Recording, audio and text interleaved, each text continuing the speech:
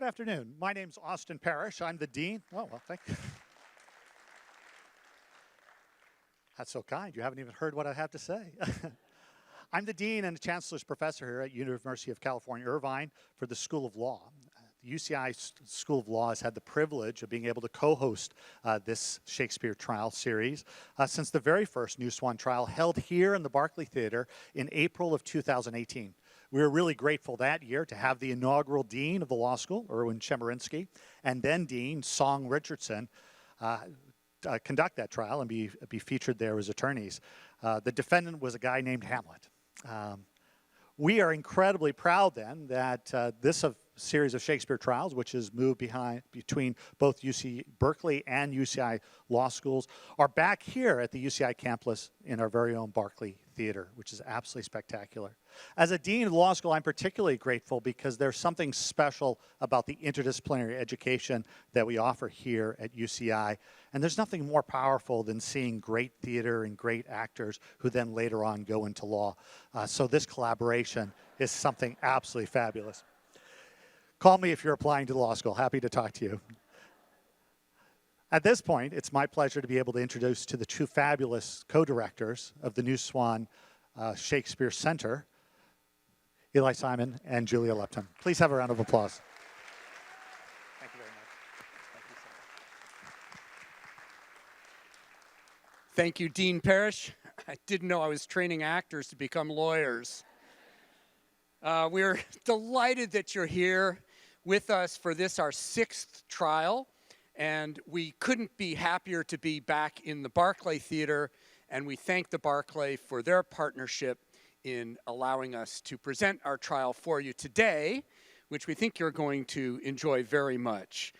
We wanted to let you know that tickets for New Swan Shakespeare Festival went on sale today to our donors. So thank you. I know many of you are here. Thank you, donors, for purchasing your tickets today and for your tremendous support of our festival over 12 years now. And for those of you that are planning to buy tickets and haven't donated, that's fine. You can still donate and buy tickets this week. Well, it might be a little late, but our tickets will be open to the general public in a week. So that's the 8th. And we'll look forward to welcoming you this summer to our two productions, which are Twelfth Night and Measure for Measure, which we're featuring tonight. So we would like now to tell you a little bit about the play and to just acknowledge some other people that have really helped us. And I'll turn the mic to my dear partner, Julia Lupton. Thank you, Eli. Thank you, friends of Shakespeare and friends of law. We're really happy to be back at the Barclay. This project is the fruit of a lot of planning and hard work. I want to give a special call out to Jesus, our production manager. Hey, Jesus! The UCI Shakespeare Center and Festival are a partnership between the School of the Arts, the Claire Trevor School of the Arts, and the School of Humanities. We're also located in the Office of Research. This particular trial is the joint production of UCI Law, thank you UCI Law, UC Berkeley Law, and Stanford School of Law. And so we're really proud that the three law schools come together and do this work with us. Measure for Measure is one of Shakespeare's, yeah. So Eli, Measure for Measure is one of Shakespeare's legal masterpieces. Can you tell us what's up? I'd be delighted to. I'm going to read my notes. In Measure, Shakespeare takes on thorny questions around sexual consent and the abuse of power. And this play is uncannily contemporary. A magistrate named Angelo tries to leverage his authority to coerce sex from Isabella, a young nun in training. She and another woman, Mariana, turn the tables on Angelo by sending Mariana in Isabel's place. That's actually a device that we see elsewhere in Shakespeare. It's called the bed trick, and it is a way of resolving a certain kind of narrative problem. and also perhaps of serving justice. But if justice is served, is what the women do legal? You are the jury today, so please pay close attention to the scenes you're about to see from Shakespeare's Measure for Measure. Now, justice may be served, but remember, you have to watch very carefully because at the end of this evening, you will be asked to vote. And now I'd like to bring out the Associate Artistic Director of New Swan Shakespeare Festival and my partner in directing plays at the festival, Director Beth Lopes. And Beth here.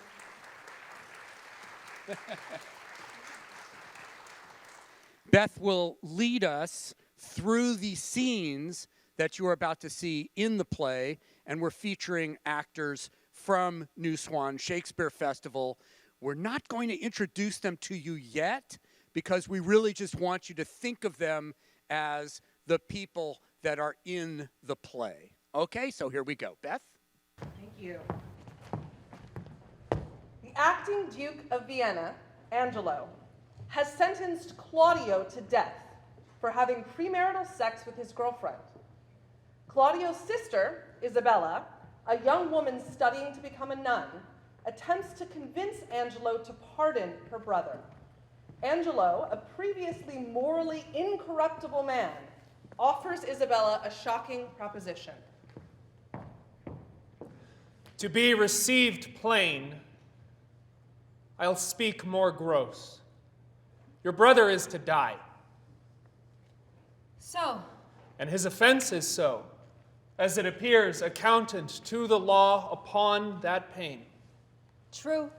Admit no other way to save his life, as I subscribe not that nor any other but in the loss of question, that you, his sister, finding yourself desired of such a person whose credit with the judge or own great place could fetch your brother from the manacles of the all-building law, and that there were no earthly mean to save him, but that either you must lay down the treasures of your body to this supposed, or else to let him suffer. What would you do? As much for my poor brother as myself. That is, were I under the terms of death, the impressions of keen whips I'd wear as rubies, and strip myself to death as to a bed that longing had been sick for, ere I'd yield my body up to shame. Then must your brother die. And 'twere the cheaper way. Better it were a brother died at once, than that a sister by redeeming him should die forever. Were not you then as cruel as the sentence that you have slandered so? Disgrace in ransom and free pardon are of two houses. Lawful mercy is nothing kin to foul redemption. You seemed of late to make the law a tyrant, and rather proved the sentencing of your brother a merriment than a vice. Oh, pardon me, my lord, it oft falls out. To have what we would have, we speak not what we mean. I something do excuse the thing I hate, for his advantage that I dearly love. We're all frail. I think it well. Since I suppose we are made no stronger than faults may shake our frames, let me be bold.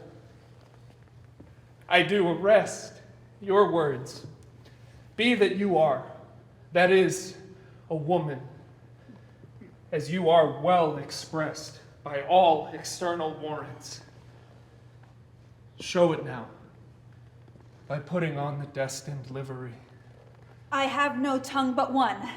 Gentle, my lord, let me entreat you speak the former language. Plainly conceive I love you. My brother did love Juliet, yet you tell me he shall die for it. He shall not, Isabel, if you give me love. I know your virtue hath a license in it, which seems fouler than it is to draw out others. Believe me, on mine honor, my words express my purpose. Little honor to be much believed in most pernicious purpose. Oh, seeming! I will proclaim thee, Angelo. Look for it. Sign me a present pardon for my brother, or with an outstretched throat I'll tell the world aloud what man thou art. Who will believe thee, Isabel? My unsoiled name, the austereness of my life, my vouch against you and my place in the state will so your accusation overweigh that you shall strangle in your own report and smell of calumny. I have begun, and now I give my sensual race the rein. Fit thy consent to my sharp appetite. Lay by all nicety and tedious blushes that banish what they sue for. Redeem thy brother by yielding up thy body to my will, or else he must not only die the death, but thy unkindness shall his death draw out to lingering sufferance.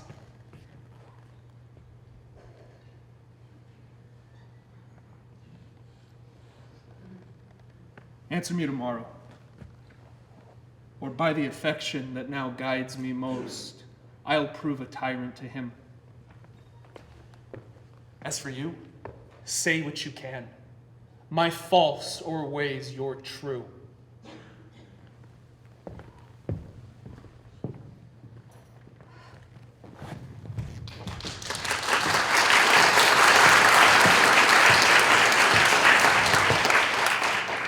Isabella, put into an impossible position, confides in a friar who is actually the absent Duke in disguise. The Duke tells Isabella about a woman named Mariana, who may be the solution to all of their problems. Believing the Duke to be a friar, Isabella listens to his guidance. Luckily, we were able to capture this moment on a hidden camera in the friar's chambers. Please turn your attention to the video. Isabella, fasten your ear on my advisings. To the love I have in doing good, a remedy presents itself. I do make myself believe that you may most uprighteously do a poor wronged lady a merited benefit. Redeem your brother from the angry law. Do no stain to your own gracious person, and much please the absent Duke, if peradventure he shall ever return to have hearing of this business. Have you not heard speak of Mariana, the sister of Frederick, the great soldier who miscarried at sea? She, should this Angelo have married, was betrothed to her by oath and the nuptial appointed, between which time of the contract and limit of the solemnity her brother Frederick miscarried at sea, having in that perished vessel the dowry of his sister.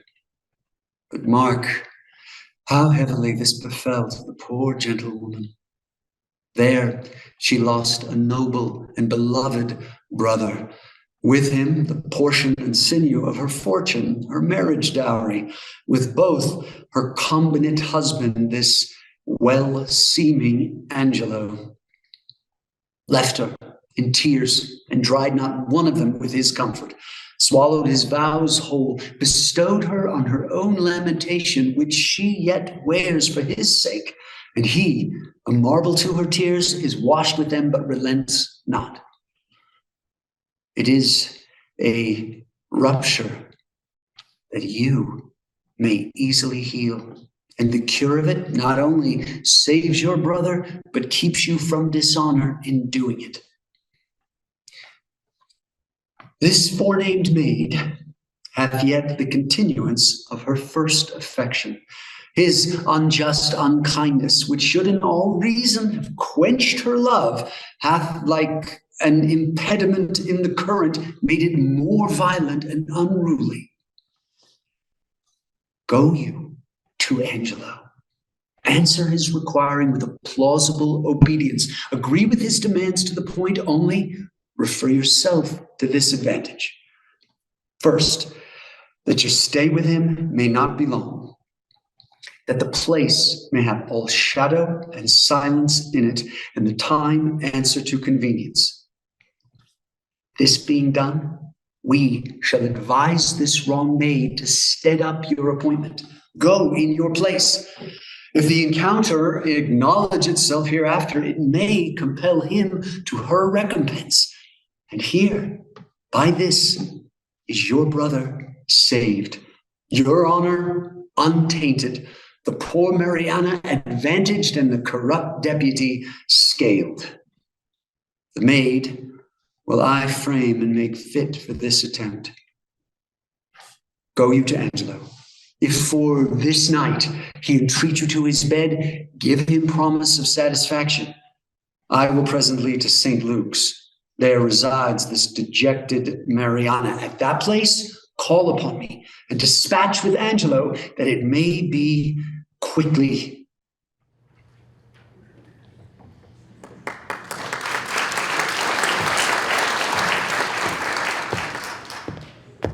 Having heeded this supposed friar's advice, Isabella returns to tell him what she and Angelo have agreed upon. I come with news from the wicked Angelo. He hath a garden circled round with brick, whose western side is by a vineyard backed, and to that vineyard is a wooden gate that makes his opening with this bigger key. The other doth command a little door, which from the vineyard to the garden leads. There have I made my promise, upon the heavy middle of the night, to call upon him. I have taken wary and due note upon it. With whispering and most guilty diligence, in all action of precept, he did show me the way twice over. No other tokens, but only a receipt of the dark. And that I have possessed him, that my most stay can be but brief. For I haven't let him know I have a servant to come with me along, that stays upon me, whose persuasion is, I come about my brother.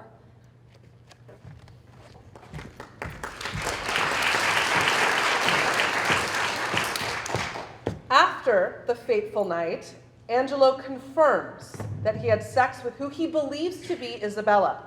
As the audience, we know that he actually had sex with Mariana, his former fiancée, unwittingly consummating their relationship.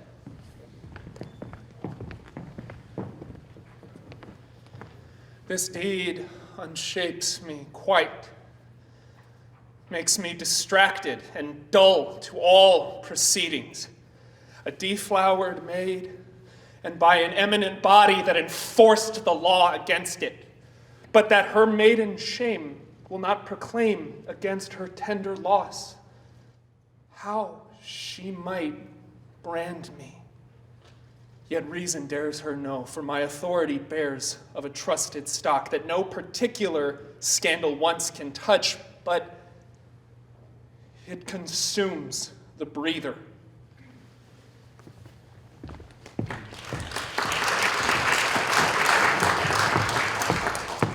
And now, I'll read a statement from our absent defendant, Mariana, on what she says to have happened that night.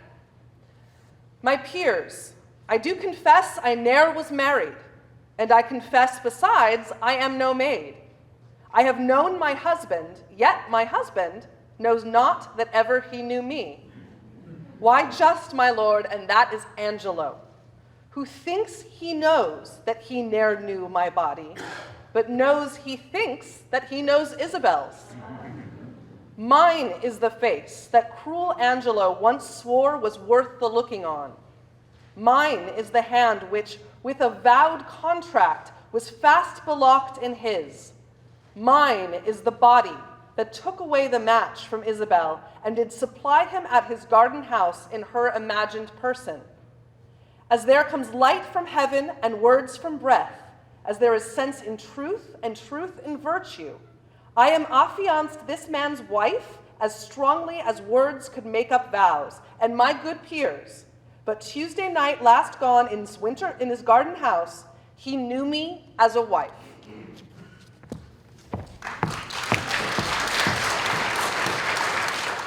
Thank you, Beth and actors.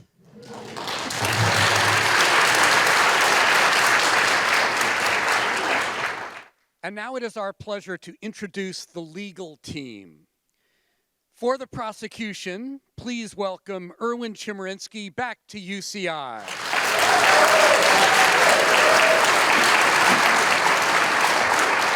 Erwin is the 17th Dean and Jesse H. Choper Distinguished Professor of Law at Berkeley Law.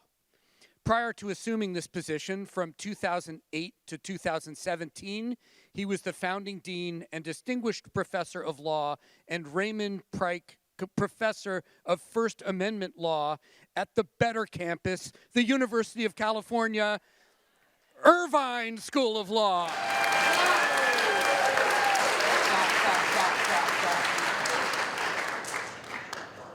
We're also very happy to welcome back another anteater to UCI. Bernadette Meyler is Carl and Sheila Spaeth Professor of Law at Stanford University. She received her PhD.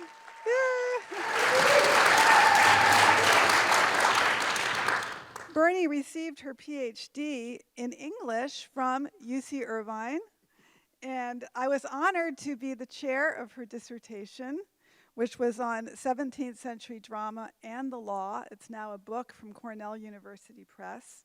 Among her many honors, she is a 2020 Guggenheim Fellow in Constitutional Studies, and she has also been, for the last 3 years, my thought partner in designing these trials. So welcome back, Bernie.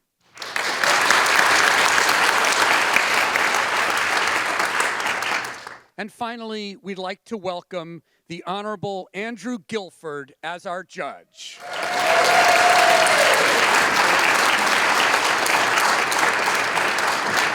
Andy is a former United States District Judge for the Central District of California, where he heard over 100 trials.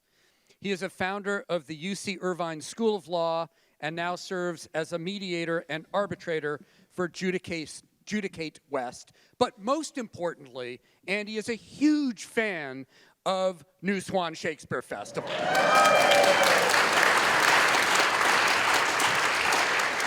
So after the trial, you can ask Andy what he thinks about New Swan, and he will talk it up for you. In the meantime, we turn the trial over to you, our honorable judge. Thank you. Come to order. This court of California is now in session. I want to begin by thanking you for your service. You are the jury in this case. You will determine the justice. As far as being a fan of New Swan, indeed I am. And I understand that in the audience tonight, there are some judges for the Tony Awards looking to see if this production might be worthy of an award. And it is April 1st. But I remain indeed a fan of New Swan. And as you see the teaser here with these great scenes, this summer you can see the whole thing at the New Swan Theater. So I strongly urge you to do that. All right. You will have 2 questions to answer. 1, is Mariana guilty or not guilty of rape by fraud in violation of California Penal Code Section 261? Rape by fraud. Issue 2, is Mariana guilty or not guilty of compelling Angelo to marry her in violation of California Penal Code Section 265? Now, you have seen the facts presented in these wonderful scenes. You will now hear the law argued to you by our 2 esteemed lawyers. You will apply the law, as you hear it from them, to the facts, as you saw it acted before you, and you will come to your verdict. So, to begin, I will call the prosecution to make its case. Mr. Chemerinsky, you have 15 to 18 minutes. Thank you, Your Honor.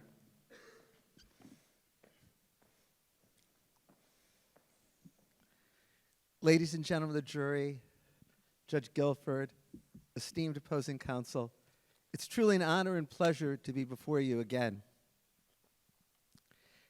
What you have here is a very simple story and a clearly committed crime. I once heard it remarked that every generation believes that it's the first to really discover sex. Shakespeare shows us that's not true. Shakespeare shows us there are certain eternal things about human beings. Lust, deception. Don't ever trust friars. The facts in this case are not in dispute. You've heard them. The Duke who was in charge decides to delegate authority to Angelo. Angelo decides he's going to be tough on crime. So he prosecutes and finds Claudio guilty of the crime of fornication for having been intimate with Juliet, who's pregnant. He sentenced Claudio to death. Isabella goes to plead for her brother Claudio's life, and you saw this before you. Angelo says he'll spare Claudio's life if Isabella would sleep with him. She, headed for the convent, refuses. But then the Duke, being disguised as a friar, comes up with an idea. He'll have Mariana go and sleep with Angelo, but they'll do so in the dark, and Mariana won't say a word, so that Angelo will think that he's having sex with Isabella, but is actually having sex with Mariana. There is a legal term for this, a really dumbass idea. The goal being that then they can embarrass Angelo himself having engaged in fornication, and thus Angelo will feel compelled to spare Claudio's life.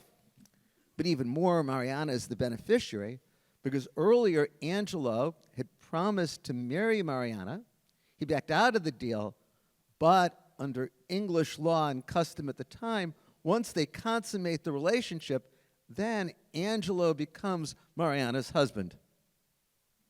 Well, I think as you evaluate these facts, you have to consider three basic principles. And these two are eternal. First, sex should always be consensual. No one ever should be compelled, coerced, or tricked into having sex. Second, marriage should always be consensual. No one should ever be compelled, coerced, tricked into marriage. And third, the same principles apply regardless of gender. It doesn't matter whether the defendant who's committed the crime is male or female. Those who trick others into sex, those who trick others into marriage, violate the law. Well, based on the facts, and you saw them yourself, and based on these three principles that I think no one, not even defense counsel, can deny, I think that you can then focus on the two issues before you. First, I would argue to you that Mariana engaged in the crime of sex by fraud. Indeed, it is a crime in California and everywhere. It's called rape by fraud. Judge Guilford already mentioned to you the California statute, but let me read it to you so you have the law clearly in mind. This provision of California law, found in section 261A5, says it is the crime of rape by fraud if there is an act of sexual intercourse accomplished under any of the following circumstances. If a person submits under the belief that the person committing the act is someone known to the victim, other than the accused, and this belief is induced by artifice, pretense, or concealment practiced by the accused with the intent to induce the belief. In California, as in every jurisdiction, there are jury instructions. Let me read you the California jury instructions. It's from 2023 for the crime of rape by fraud. There are three elements. One, the defendant had sexual intercourse. Now, the way it's written is with a woman, but it could just as much be a man. Two, the woman, it could just as much be a man, submitted to the intercourse because she believed that the defendant was someone she knew other than the defendant. And three, the defendant tricked her, lied to her, used an artifice or pretense, or concealed information from her, intending to make her believe he was someone she knew while intending to hide his own identity. If you find those three elements are met, you, the jury, must find Mariana guilty of the crime of rape by fraud. So go through each of the three elements under California law. Had sexual intercourse. You heard the statement from Mariana. Her confession was read to you that she had sexual intercourse. You heard the statement from Angelo confirming that indeed they had sexual intercourse. Second, that the individual submitted to intercourse because the individual believed the defendant was someone the defendant knew other than the defendant. You heard again the statements from Mariana and Angelo that Angelo had sex with Mariana believing that she was Isabel. It was entirely created by Mariana so as to trick Angelo into having sex. And that leads to the third element. The defendant tricked her, lied to her, used an artifice or pretense, or concealed information to her, intending to make her believe he was someone she knew while intending to hide his own identity. That, of course, is exactly what happened. It is what the friar outlined as his plan and that Mariana carried out. There could not be a clearer indication of the crime of rape by fraud. Now, when this statute was written, it was in sexist language. But California later revised its penal code and makes clear that every crime has to be read in a gender-neutral way. You should look at this the same as a man tricking a woman into having sex. Here it being Mariana tricking Angelo into having sex. Sex should always be consensual.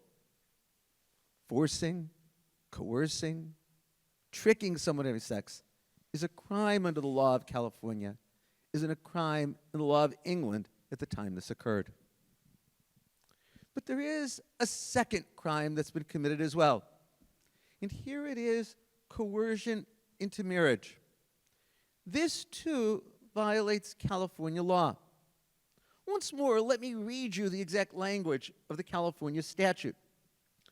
The California statute here says, in Penal Code Section 265, every person who takes any woman unlawfully, against her will, and by force, menace, or duress, compels her to marry him, or marry another person, or to be filed, is punished by imprisonment pursuant to Section 1170.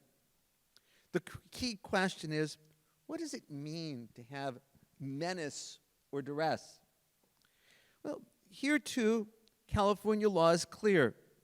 With regard to menace, and this comes from the case of People versus Moore, menace does not require force. The court said that menace occurs when there are acts to vitiate consent, so that, quote, the act cannot be said to constitute an exercise of free will. Keep that in mind. It is impermissible. It is a crime if the act cannot be said to constitute an act of free will. The word duress appears in the statute, and it says that duress occurs, and this comes from a specific case, Ramos versus Pacheco. It says, if this occurs through, quote, fraudulently obtained or fraudulently made, unjustly harassing or oppressive, that's sufficient for duress. And, of course, that's exactly what occurred here. You have a situation where Mariana tricks Angelo into conduct that makes him her husband. Now, it seems strange to us today to think about how did they end up married? Where is the marriage here?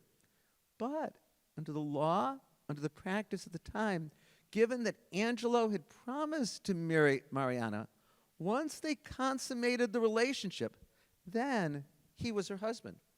And you heard this in the language that was read to you. You find it again where, and I'm quoting Mariana, I have known my husband, yet my husband knows not that he ever knew me. Could you have a clearer confession that this was a marriage by menace, by duress? Mariana says, now I come to my lord. that she accuses him of fornication. In the selfsame manner doth accuse my husband. And she says, the Duke says, you say your husband. And Mariana responds, why just, my lord, and that is Angelo. My husband bids me, now I will unmask. This is that face. This is the body that took away the match from Isabel, and did supply thee at thy garden house in her imagined person. As Lucio says, carnally, she says. And so it is, according to the record before you, that Mariana and Angelo became married by virtue of the promise in the consummation. Was it a voluntary choice on the part of Angelo? No, he was tricked, and that trickery violates the law. Ladies and gentlemen of the jury, there's no dispute that Mariana was acting out of good, though also selfish intentions. She was acting to spare Claudio's life under this harebrained scheme that the Duke Friar had come up with. She also wanted to be married to Angelo. Given this plan, I'm not sure anyone would be married to Angelo, but that's a different question.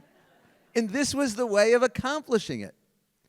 And so we don't focus on whether her underlying motives were noble or ill. What we focus on is that she tricked Angelo into having sex. She tricked Angelo into being her husband. And both of those are crimes under California law. So ladies and gentlemen of the jury, when you vote, there's no doubt what the results should be. Guilty on both counts.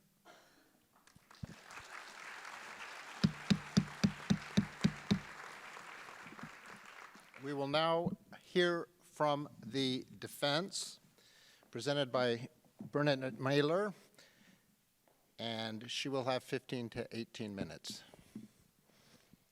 Ladies and gentlemen of the jury, I stand here before you today to defend my client, poor, sweet Mariana, against the depraved charges with which the state has chosen to persecute her. Before I address these charges and her ample defenses to them, I would like to remind you of the character of this lovely, loyal, and much maligned woman. Even Duke Vincentio, after hearing her confession when he was disguised as a friar, concluded, I have confessed her and I know her virtue. Let us recall that this Mariana is the same woman Angelo swore to marry and then vilely abandoned at the very moment when he should have stood by her.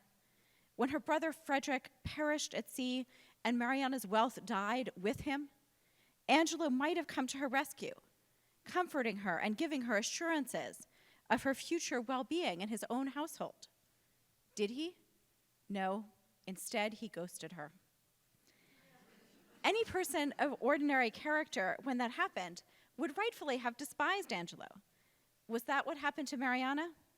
No, through everything, she continued to love him. On taking over as acting Duke of Venice, Angelo displayed horrific tyranny. As we've heard, he condemned Isabella's brother Claudio to death for a minor offense no one had been prosecuted for in years, and he attempted to rape Isabella, perjuring himself and committing many more unspeakable acts. Did that make Mariana love him less? No. In fact, she begged Duke Vincentio for Angelo's pardon, thereby saving his life. She even persuaded one of his victims, Isabella, to join her in her plea for mercy. Quite a feat. Indeed, let me suggest that it is this loyalty that Mariana displayed, an incredible loyalty that was able to see beyond Angelo's misdeeds, that is the reason why the deep state has chosen to bring this prosecution against her. Indeed, Duke Vincentio's mercy robbed these prosecutors of their slam-dunk case against Angelo. Since they can't get to him, whom have they chosen to take out their anger against? My poor client, Mariana. So let us consider the charges that these prosecutors of dubious intent have brought against my client. First, they have accused her, as you heard, of raping Angelo in violation of California Criminal Code Section 251. Under this statute, rape includes sexual intercourse when the person committing the act is someone known to the victim other than the accused, and this belief is induced by artifice, pretense, or concealment practiced by the accused which intend to induce the belief. Honest as she is, Mariana does not deny the fact that she engaged in sexual intercourse with Angelo when he believed, and she encouraged him to believe, that she was, in fact, Isabella. Under the language of the statute, she would be guilty. But as we all know, there may be circumstances in which the letter of the law does not tell the whole story. In this case, Mariana's deception, the only one she has ever committed and for which she prays forgiveness nightly, was the product of necessity, a result of her effort to avert the far greater harm presented by the prospect of Angelo raping Isabella or murdering her brother. As a California appellate court affirmed in the 1997 case of People against Kearns, necessity is an affirmative defense recognized based on public policy considerations.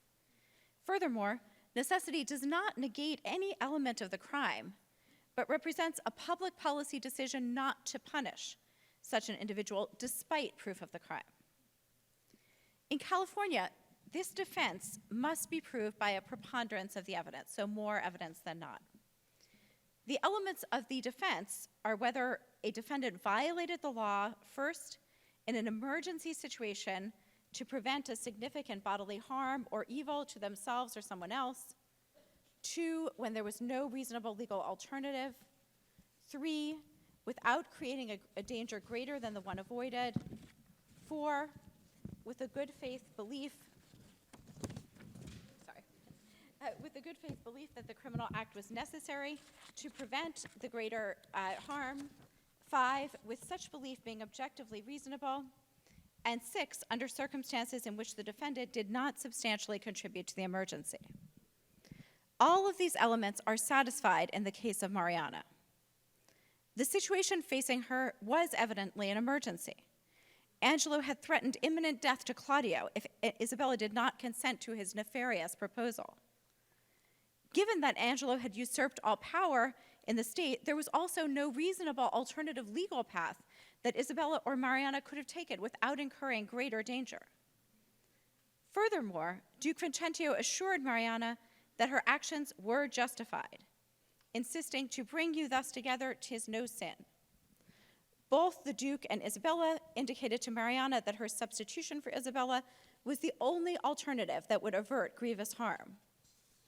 And in light of Angelo's authoritarian regime, Mariana's belief that her act was necessary to prevent the greater harm of Angelo raping Isabella or killing Claudio was objectively reasonable. Finally, Mariana did nothing to contribute to this emergency situation. Indeed, by his own admission, Angelo had not spoken to Mariana at all since the loss of her dowry. Mariana deeply regrets the deception she was forced to play on Angelo, a deception that would render her guilty of rape if all we had to use was the letter of the law. But fortunately, California believes in justice, not just the rigid application of the statute. And under California law, Mariana should be acquitted based on proving her defense of necessity by a preponderance of the evidence. Not satisfied with accusing my client of one of the most heinous crimes, the prosecution has further added the charge of forced marriage. As you heard, Section 265 of the California Penal Code states that, quote, every person who takes any woman unlawfully against her will and by force, menace, or duress compels her to marry him or to marry any other person or to be defiled is punishable by imprisonment. It is a bit of a stretch to claim that Mariana compelled Angelo to marry her. It's Duke Vincentio who at the end orders Angelo to take Mariana hence and marry her instantly. But for argument's sake, let us grant my esteemed opposing counsel the point that Mariana was responsible for compelling Angelo into marriage. The statutory terms still remain unsatisfied. Section 265 does not read, every person who takes any person unlawfully against their will and by force, menace, or duress compels her to marry him is punishable, but instead, every person who takes any woman. Suddenly, the prosecution, so intent on the textual elements of rape under California law, is ignoring the key word of Section 265, woman. Some sections of the California Code have, as my opposing counsel mentioned, been modernized to include gender-neutral language. And this is a salutary development in a society where gender identity has emerged from the historical binaries. But Section 265 has not been revised, and there is a reason behind what might seem like neglect. The purpose of Section 265 was not to penalize any effort to induce marriage by someone of any gender, but instead to acknowledge the imbalance of power between women and men and provide some protection against the coercive force that men might wield against women. The origins of the crime lie far back in English history, where men would abduct heiresses in order to marry them and obtain their dowries. Section 265 drew upon that history when it was passed by the California legislature in 1872. The very purpose of Section 265 would be frustrated if it were rewritten in gender-neutral language. The law aims to address in one small aspect the historical subordination of women and penalize further acts of oppression. Is Angelo deserving, I ask you, of the protection of Section 265? Far from being subordinated, he was instead a usurper, taking advantage of his power and place in Vienna to threaten violence and even carry through, as he believed, his rape of Isabella. This case could not be a better one to demonstrate the reason for the gender-specific language of Section 265. If we ignore the history of women's subordination that underlies this provision, we will vitiate the importance of the law. And lest my venerable opponent accuse us of inconsistency in weighing the language of the law so carefully here, I would respond that it is not the language but the purpose of the statute that matters. And its purpose was to remedy the coercion facing women forced into marriage. So why are we here today? Are we here because of a victim whom the state is vindicating? No, Angelo is hardly a victim here. All that unfolded was a result of his own nefarious machinations. Angelo would not even be alive at this point had not Mariana intervened to secure him a pardon. And that is the very reason why the prosecutors have decided to target my virtuous client. She deprived them of an easy victory against Angelo, and that was her principal crime. I ask you now to look into your hearts and assess whether Mariana was acting out of necessity when she impersonated Isabella in the dead of night, and whether her efforts to wed the man who abandoned her on the loss of her inheritance really constituted the kind of forced marriage California meant to criminalize. I think you will find in your hearts that she is innocent of both charges. Thank you very much.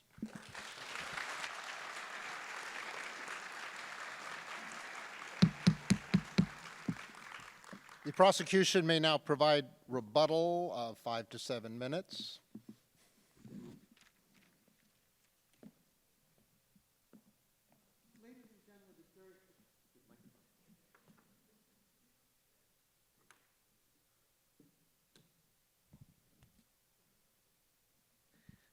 Ladies and gentlemen of the jury, I began by suggesting 3 premises that I think are eternal. First, that sex should always be consensual, never gained by force or coercion or trickery. Second, that marriage should always be consensual, never gained by force or coercion or trickery. And third, that the same principles should apply to both men and women. You'll notice that opposing counsel denies none of those premises. It's clear if you accept those premises that Mariana is guilty of 2 crimes. First, Mariana is guilty of the crime of rape by fraud. And I outlined for you the elements for rape by fraud. First, that there was sexual intercourse.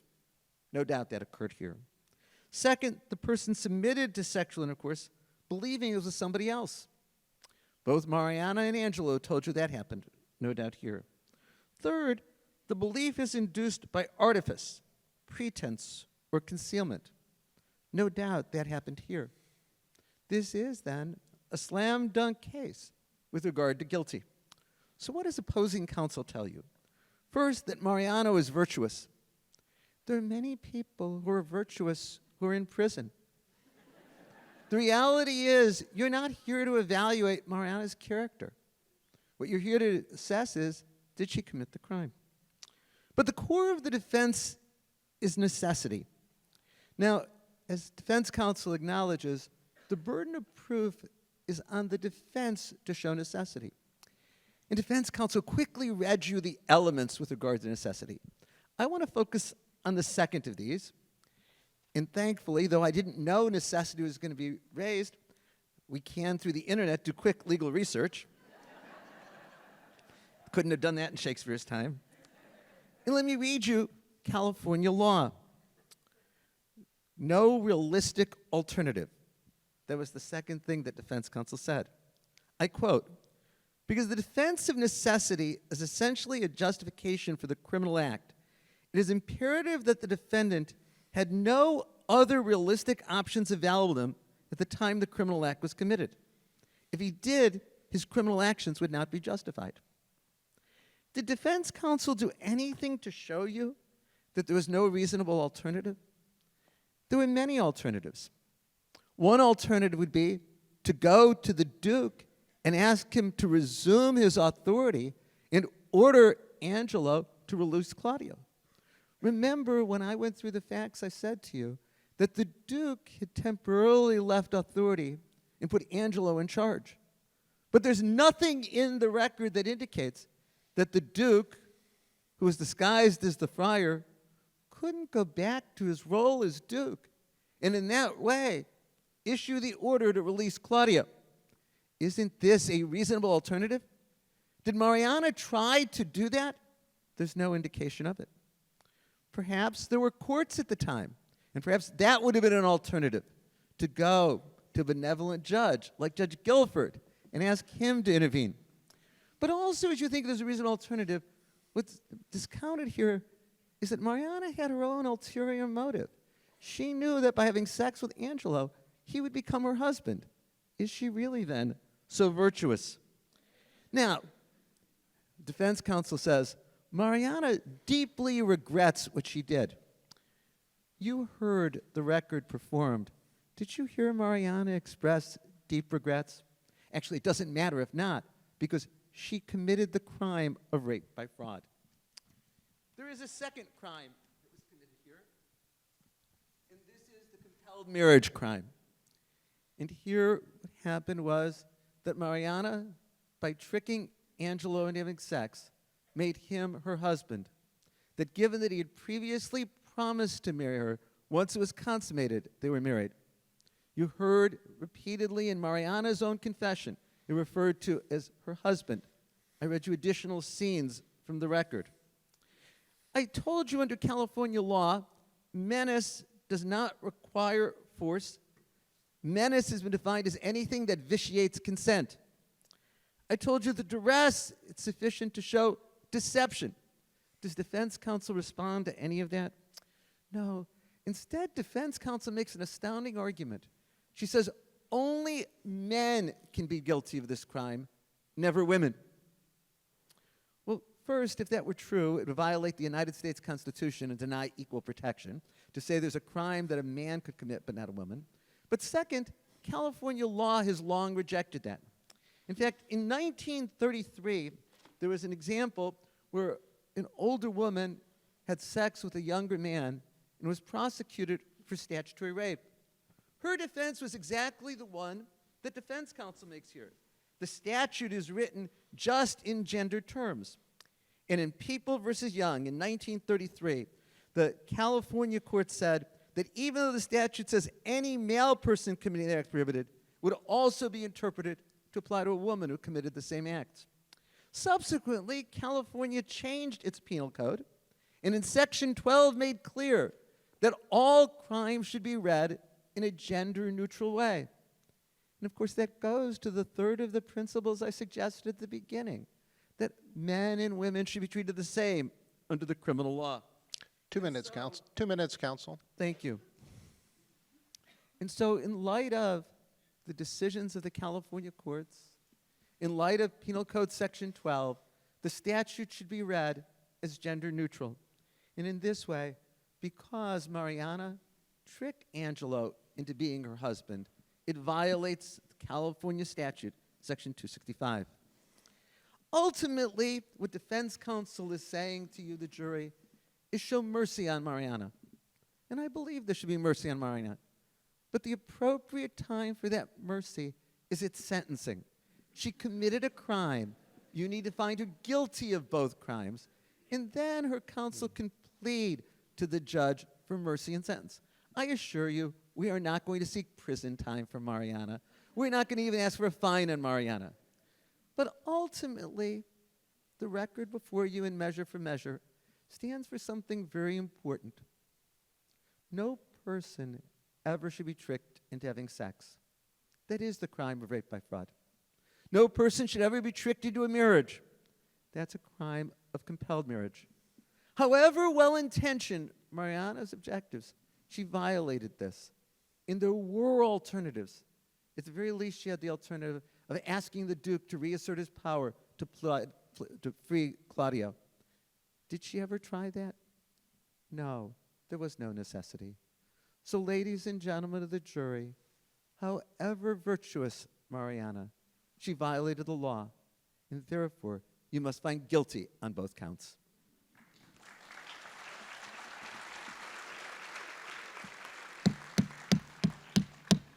The defense has the same amount of time for rebuttal. Begin.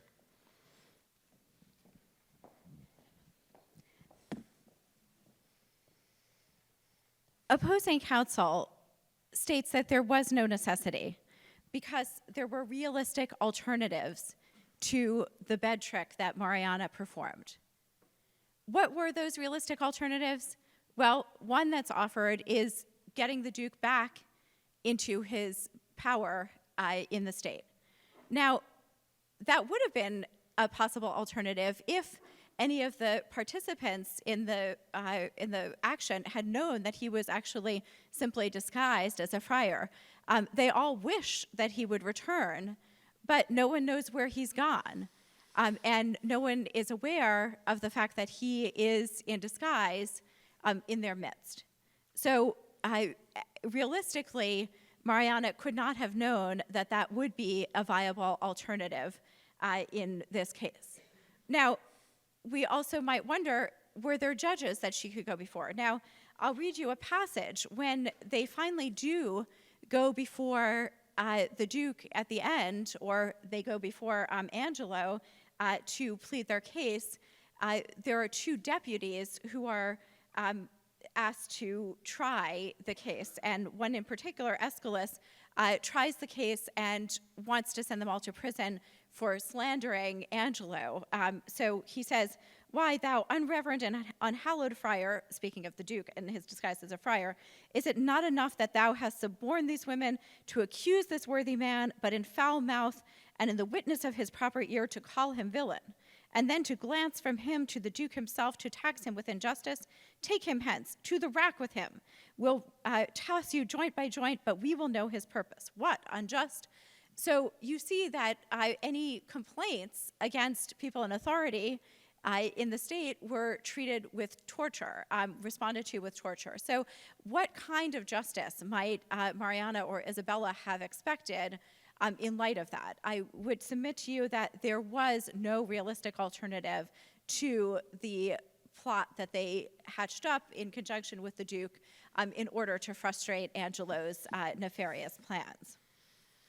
Now, with respect to the statute and forced marriage, I think it's interesting that even though California has revised its statutes recently, there was no decision to change this particular statute. There's been a comprehensive revision of language in the statutes, and this one is one of the only remaining laws that still has woman in the language. Now, is that an oversight? I don't think so. I think it's because of what I mentioned to you before about the history of the law and the reasons for its enactment, that it's about undoing the subordination of women in one particular respect. Now, even if you don't believe that, I think that on the opposing counsel's point about the marriage that Mariana tricked Angelo into, I think that when she's speaking of her husband, she's speaking of him as her husband in a moral sense. She believes that he is her husband once she has consummated the marriage, once she has consummated his engagement through having sex with him. But I would point you to what the Duke says, which is that he requires Angelo to marry Mariana as well. So the Duke, towards the end of the play, says, "Go to Angelo, go take her hence, and marry her instantly. Do you the office friar, which consummate, return him here again. Go with him, provost." So if, in fact, they were actually married once the relationship was consummated, then the Duke would not have to insist on the formal solemnization of this marriage. So on both counts, I hope that you will see why my client Mariana is innocent. Her character is such that we should appreciate her virtue, and these charges, these scurrilous charges against her, must be dismissed. Thank you.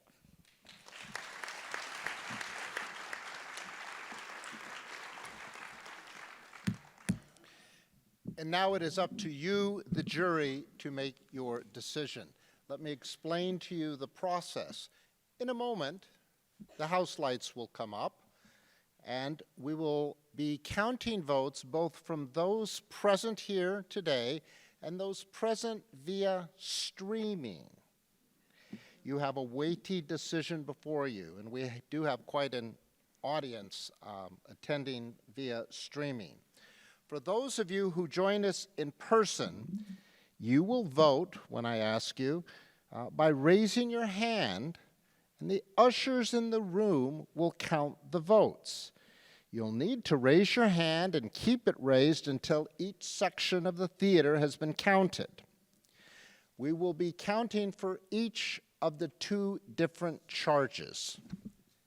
For those of you joining us via streaming, you can vote now via the link sent to you via email at the beginning of this event, or by scanning the QR code that you see above me. All right. With that, let's raise the house lights. And remember, we'll be voting on the two charges. Is Mariana guilty or not guilty of rape by fraud in violation of California Penal Code Section 261? And is Mariana guilty or not guilty of compelling Angelo to marry her in violation of California Penal Code Section 285? So, I hope we are now ready to vote. We will begin with charge 1. Raise your hand if you find Mariana guilty of rape by fraud in violation of California Penal Code Section 261. And our counters will start counting.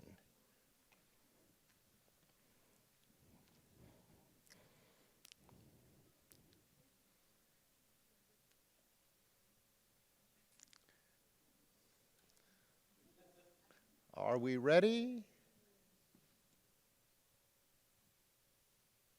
Is that a yes? Hearing nothing else, I'm going to go to the not guilty charge on number 1. Is Mariana, what's that? Are we okay? Okay. Is Mariana not guilty on charge 1?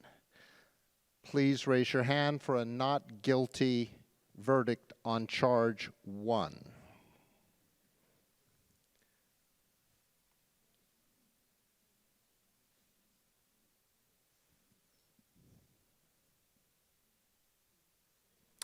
And I assume our friends on streaming will be placing their votes as well. Okay, are we ready to move on? Okay, now we're moving to charge 2. Is Mariana guilty or not guilty of compelling Angelo to marry her in violation of California Penal Code Section 265? All those who find Mariana guilty of the second charge, raise your hand. These are guilty verdicts on the second charge.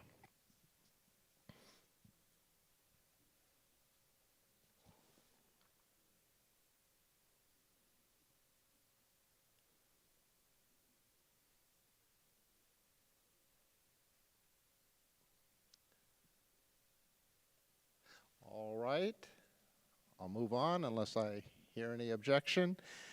All those who find Mariana not guilty on the second charge of marriage in violation of Penal Code Section 265, raise your hand for the not guilty verdict on that charge.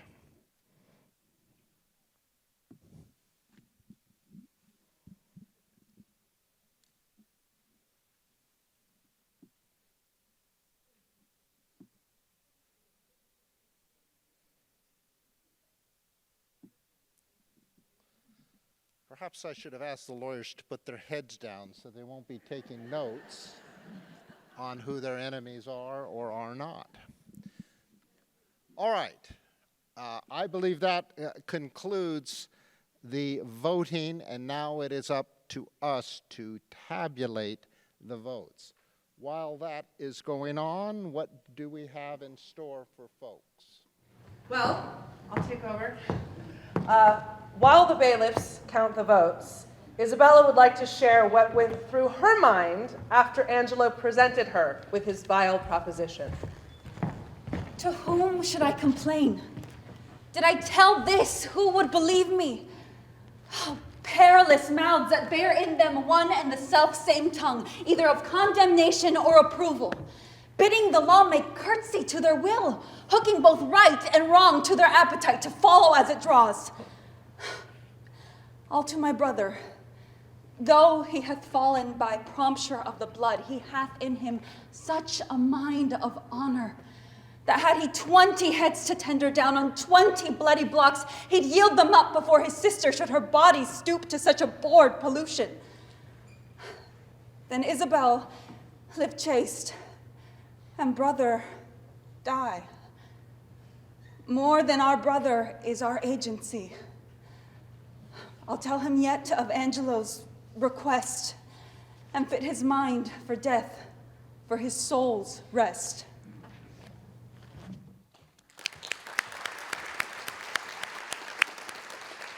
All right, while I await the votes coming forward, do we have them yet? Not quite yet? I think we're tabulating Okay, because we have can to. I just say one word? What a blessing it is to have this institution in our county, this institution of the University of California at Irvine. I know when we wanted to found a law school, one of our arguments was interdisciplinary studies, that the study of law interacts with the study of history and the study of psychology and the study of biology and, yes, the study of English.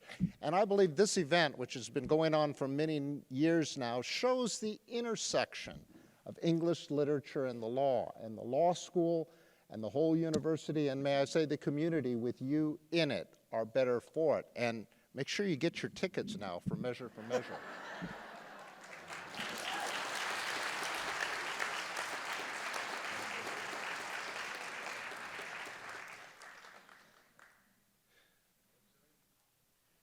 And the votes are in. Please come forward.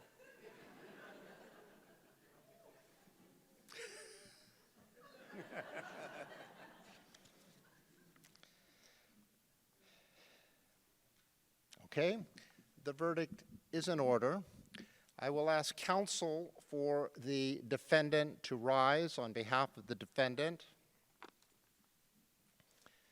The jury in this case, on count 1, finds the defendant not guilty.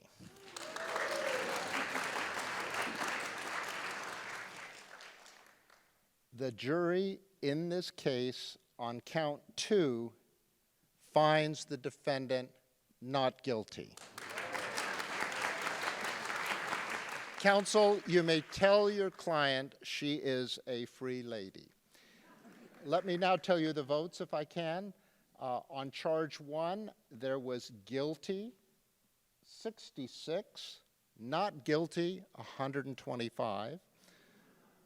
On charge 2, there was guilty, 80, not guilty, 125. So,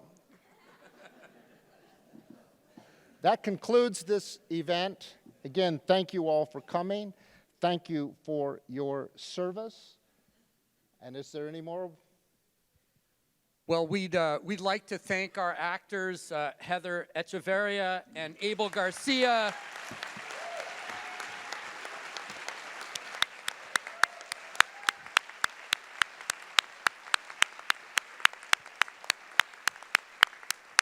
We'd like to thank our director, Beth Lopes, for directing the show.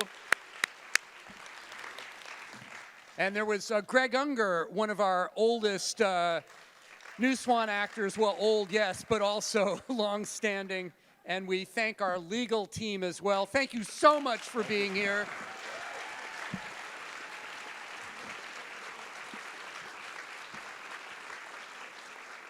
We really couldn't do it without everyone that contributed. And thank you all so much for coming.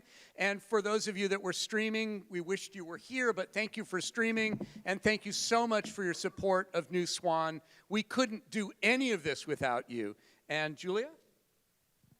Thank you, Dean Parrish, also. It was really great to share the evening with you. And we'll see you in our theater under the stars. We are adjourned. And thank you also, Barclay Theater, for supporting this, and Jesus.